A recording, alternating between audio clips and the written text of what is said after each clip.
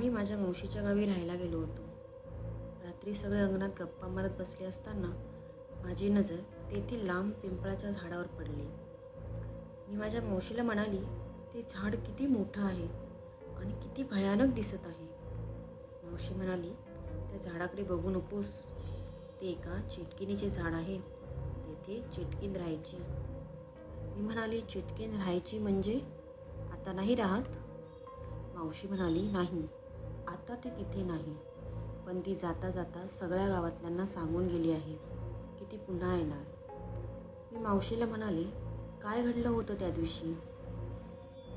काही वर्षापूर्वी गावातले लोक हळूहळू गायब होऊ लागले होते. त्यामध्ये जास्त ते बायका आणि लहान मुलं असायची. गावातील लोकांना काही समजेना, कोण त्यांना गायब करत आहे, ही लोक कुठे जात आहेत. लोकांच्या मनात खूप भीती उत्पन्न झाली होती. गावातल्या लोकांना काही कळेना. एका रात्री आमच्या गावातील शांताराम आणि त्याची बायको शकुंतला झोपले होते. तेव्हा त्यांना घराबाहेरून कोणाच्या तरी हसण्याचा आवाज येतो. त्या आवाजाने शांतारामची झोप मोड होते. तो आवाज खूप विचित्र असतो. आवाज ऐकून शांतारामला खूप भीती वाटते. तो त्याच्या बायकोला उठवतो, अगं शकुंतला, उठ बघ, बाहेरून कसला तरी आवाज येत आहे, कोणतरी हसत आहे. त्याची बायको बोलते, हो, कोण एवढ्या रात्री असं हसत आहे? शांताराम बोलतो, थांब, मी बाहेर जाऊन बघतो. तो बाहेर जातो तर बाहेर कोणीच नसतं. तो बोलतो, अरे, बाहेर तो कोणीच नाही. मग तो आवाज कुठून येत होता? आणि त्याची नजर तेथील पिंपळाच्या झाडावर जाते. त्या झाडाला एक झोपाळा लावलेला असतो. त्या झोपाळ्यावर तर कोणीच नसतं, पण तो जोरात हलत असतो. हे बघून त्याला काहीतरी वेगळं वाटतं. पण तो तिथे लक्ष न देता घरात येतो आणि शकुंतलेला बोलतो, अगं, बाहेर तर कोणीच नाही, आवाज कुठून येत होता हा कळालंच नाही. शकुंतला बोलते, मला असं वाटतं आपल्याला भास झाला असावा. शांताराम बोलतो, अगं, पण त्या पिंपळाच्या झाडावरचा जो झोपाळा आहे ना, तो जोरात हलत होता. शकुंतला बोलते, अहो, तो हवेने हलत असेल. शांताराम बोलतो, नाही, मला असं वाटलं त्यावर कोणीतरी बसून झोके घेत आहे. मी निरखून बघितलं पण कोणीच दिसलं नाही. शकुंतला बोलते, झोपा तुम्ही, तुम्हाला भास झाला असेल. ते दोघं झोपी जातात. दुसऱ्या रात्रीसुद्धा त्यांची त्या आवाजाने झोपमोड होते. शांताराम पुन्हा बाहेर जाऊन बघतो. त्याला कोणीच दिसत नाही. त्याची पुन्हा नजर त्या झोपाळ्यावर जाते. तो तसाच हलत असतो. त्याच्या मनात येतं, काहीतरी गडबड तर नक्कीच आहे तिथे. तो घरात येऊन शकुंतलेला सांगतो. ती बोलते, नाही हो, तो हवेने हलत असेल, तुम्हाला भास झाला असेल, जाऊ दे, आपण झोपूया. पुढील 2-4 रात्री त्यांना तसाच आवाज येत असतो आणि त्यांची झोप मोड होत असते. शांतारामला हा सगळा प्रकार काहीतरी वेगळा वाटतो. तो गावातल्या लोकांना त्याबद्दल बोलतो, पण कोणीच त्याच्याकडे लक्ष देत नाही. शांताराम आणि त्याच्या बायकोला रात्रीचे तसे आवाज येतच राहायचे. एका रात्री ते झोपले असताना शांतारामला अचानक जाग आली. त्याला आश्चर्य वाटलं. त्याला एक नाही तर 2 जणांच्या हसण्याचा आवाज येत होता. त्याने खिडकीतून बाहेर बघितलं तर त्याला एक बाई एका छोट्या मुलीला झोका देत असताना दिसली. त्याने विचार केला, एवढ्या रात्री त्या झोक्यावर कोण झोका घेत आहे? पण त्याला त्या लहान मुलीचा आवाज ओळखीचा वाटला. त्याने निरखून बघितलं आणि त्याचे डोळे चमकले. त्याला आश्चर्य वाटलं. ती लहान मुलगी दुसरी तिसरी कोणी नसून त्याची मुलगी होती. त्याने घाबरून शकुंतलेला उठवलं. अगं, उठ शकुली, घरात नाही आहे, ती त्या झाडावरच्या झोपाळ्यावर झोका घेत आहे. ती गडबडून उठली आणि शांतारामला म्हणाली, अहो, काय बोलत आहात? एवढ्या रात्री चकुली कशाला जाईल झोका खेळायला? ही काय माझ्या बाजूला झोपली आहे? असं बोलून ती बाजूला बघते तर खरंच चकुली तिथे नसते. ती खूप घाबरते आणि शांतारामला म्हणते, हो, कुठे गेली आहे माझी चकुली? शांताराम तिला खिडकीजवळ नेतो आणि तिला दाखवतो की चकुली त्या झाडावर झोका घेत आहे. पण शकुंतला त्याला बोलते, अहो, चकुलीसोबत ती बाई कोण आहे आणि त्या दोघी जोरात का हसत आहेत? शांताराम बोलतो, चल आपण बघूया काय चाललं आहे तिथे. शांताराम आणि शकुंतला त्या झाडाजवळ पोचतात. तर चकुली झोका घेत असते, पण ती बाई त्यांना दिसत नाही. त्यांना आश्चर्य वाटतं. ते त्यांच्या मुलीला विचारतात, चकुली, तू इथे एवढ्या रात्री काय करते आहेस? आम्हाला न सांगता तू इथे का आलीस?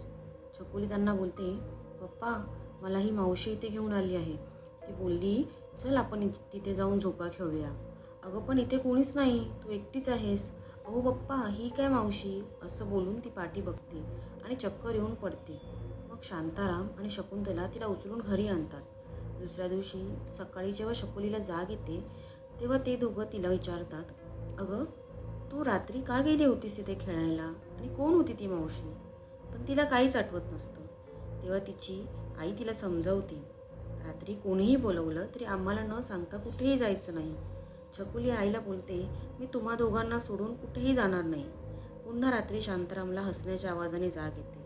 तो बघतो तो छकुली घरात नसते. तो शकुंतलेला उठवतो, अगं शकुंतला, छकुली पुन्हा गेली वाटतं, ती घरात नाही आहे. शकुंतला घाबरून उठते आणि ती दोघं खिडकीजवळ जातात आणि बघतात तर काय, छकुली तिथे झोका घेत असते आणि एक बाई तिला पाठवून झोका देत आहे. ते दोघं घाबरून छकुलीजवळ जातात आणि छकुलीला म्हणतात, अगं तू पुन्हा इथे आलीस, चल इथून घरी जाऊया. छकुली म्हणते, थांबा ना पप्पा, खूप मजा येत आहे. शांताराम रागात छकुलीचा हात धरतो आणि तिला खाली उतरवण्याचा प्रयत्न करतो. पण उलट ती जोरजोरात हसू लागते. तिचे डोळे लाल होतात आणि जोरात बोलू लागते, तू जा इथून, मला तुझ्यासोबत नाही यायचं आहे, मी इथेच राहणार. शांताराम आणि शकुंतला छकुलीचे हे रूप बघून घाबरतात. शांताराम छकुलीला बोलतो, बेटा तू अशी काय करते आहेस, चल आपण घरी जाऊया. छकुली जोर जोरात हसू लागते. तिला असं विचित्र हसताना बघून ते घाबरतात आणि गावाकडे पळतात. गावात जाऊन ते गावातल्या लोकांना सर्व घटना सांगतात. ते सर्व पिंपळाच्या झाडापाशी येतात. छकुलीचे ते भयानक रूप बघून ते घाबरतात. गावातील एक वयस्कर व्यक्ती बोलते, हे काही साधारण नाही. छकुलीला चिटकिनीने आपल्या ताब्यात घेतले आहे. तिची लवकर सुटका केली नाही तर तिच्या जीवाला धोका आहे. हे सर्व ऐकून गावातली लोक त्यांना सांगतात, तुम्हीच काहीतरी मार्ग सांगा. तेव्हा ती वयस्कर व्यक्ती सांगते की टेकडीवर एक साधूबाबा आहेत, त्यांच्याकडे खूप शक्ती आहे. त्यांनी अशा चिटकणींना पळवून लावले आहे. तेच ह्यावर काहीतरी मार्ग काढू शकतील, पण त्यांना शोधणे सहज शक्य नाही. गावातील एकजण बोलतो, सगळ्यांनी मिळून शोधलं तर ते सापडतील. आपण गट करून त्यांना शोधूया आणि विनंती करून इथे आणूया. सगळे बाबांना शोधण्यास निघाले. खूप वेळ शोधल्यावर त्यांना टेकडीवरच्या टोकावरून ओम नमः शिवायचा मंत्र ऐकू येऊ लागला. सर्व त्या दिशेने निघाले. त्यांना बाबा ध्यान अवस्थेत दिसले. गटातील एक व्यक्ती बाबांना उठवायला जातो तेव्हा ती वयस्कर व्यक्ती त्याला थांबवते आणि सगळ्यांना सांगते, बाबांना ध्यान अवस्थेतून उठवू नका, ते खूप रागवतील. आपण त्यांची वाट बघूया. खूप वेळ वाट बघितल्यावर बाबा आपलं ध्यान सोडतात. गावातले लोक त्यांना सगळी घटना सांगतात. त्यावर बाबा त्यांना म्हणतात, मला तिथे घेऊन चला लवकर, त्या लहान मुलीच्या जीवाला धोका आहे. सगळे त्या झाडाजवळ येतात. पाहतात तर ती लहान मुलगी जोरजोरात झोके घेत असते आणि विचित्र हसत असते. बाबा तिच्याकडे निरखून बघतात आणि त्याच्या कमंडळूमधून पाणी आपल्या हातात घेऊन मंत्र उच्चारण करतात आणि ते पाणी त्या मुलीच्या अंगावर फेकतात. तेव्हा ती चेटकीण खूप चेकाळते आणि बाबांना बोलते, काय करतो आहेस तू, हे करून तुला काय मिळणार आहे? तू जर असंच पुन्हा केलंस तर मी ह्या मुलीला जिवंत नाही ठेवणार. बाबा तिला बोलतात, कोण आहेस तू आणि का या मुलीच्या शरीरात प्रवेश केला आहेस? सोड तिला, नाहीतर ह्याचे परिणाम खूप वाईट होतील. तेव्हा ती चिटकीन सांगू लागते, मी कमला, खूप वर्षापूर्वी ह्याच गावात राहायची. मला हा झोका खूप आवडायचा. मी रोज इथे झोका खेळायला यायची. पण सावकाराच्या बायकोला इथे माझं येणं आवडायचं नाही. ती बोलायची, ही जमीन आमची आहे, हे झाड आमचं आहे, हा झोका आमचा, तू इथे येऊ नकोस. ती रोज मला खूप वाईट साईड बोलत असे, पण मला हा झोका सोडू वाटतच नव्हता. मी रोज इथे येत असे. एक दिवशी सावकाराच्या बायकोला राग अनावर झाला. तिने मला खूप मारहाण केली आणि त्यातच माझा जीव गेला. तेव्हापासून मी इथेच राहते आणि जो कोणी ह्या झोक्यावर दिवसा बसतो त्याला रात्री मी माझ्यासोबत खेळायला बोलवते आणि काही दिवस खेळून मला कंटाळा आल्यावर मी त्याला जीवानेशी मारते. हे ऐकून गावातील सगळे लोक घाबरले. बाबांनी त्या चिटकिनीला विचारले, ह्या लहान मुलीला सोडणार आहेस की नाही? त्यावर चिटकीन म्हणाली, नाही सोडणार. बाबा पुन्हा कमंडलूमधून पाणी हातात घेतात, मंत्र उच्चारण करून त्या मुलीच्या अंगावर फेकतात.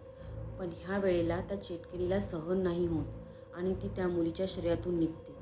छकुली बेशुद्ध होऊन खाली पडते. बाबा पुन्हा आपल्या कमंडलूमधून पाणी हातात घेऊन मंत्र उच्चारण करतात आणि ते पाणी चिटकिनीवर फेकतात. ह्या वेळेला चिटकीन बांधली जाते. तेव्हा बाबा एका व्यक्तीच्या हातातील मशाल घेऊन त्या झोपळ्याला आग लावतात. झोपळ्याला आग लागतात चिटकीनही जळू लागते आणि किंचाळू लागते. तो तिचा भयानक आवाज ऐकून सगळे खूप घाबरतात. चिटकीण जोरजोरात बोलत असते, मी तुम्हा कोणाला सोडणार नाही, मी पुन्हा येणार. जसजशी इथे झोपळ्याची राख होते तशी चिटकिणीची सुद्धा राख होऊन ती हवेत अदृश्य होते आणि गावातल्या लोकांची चिटकिणीपासून सुटका होते. छकुलीचे आईवडील बाबांच्या पाया पडतात आणि त्यांना धन्यवाद देतात. बाबा सगळ्यांना आशीर्वाद देऊन आपल्या मार्गाला निघून जातात.